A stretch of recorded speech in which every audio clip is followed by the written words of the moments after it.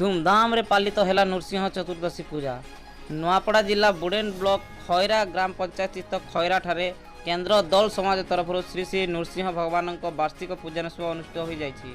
भगवान नृसिंह सदा आशीर्वाद समाज तथा पड़ावासी और ग्रामवासी मंगल कामना सकाशे पूजा अर्चना करा जायछि।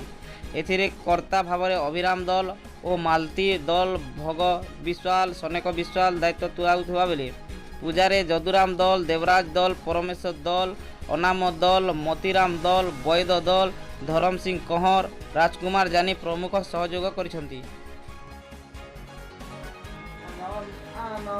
वैशाख पुण्य उपलक्षे नृसिंह चतुर्दशी आम खैरा केन्द्र प्रत्येक वर्ष पालित करुअछु।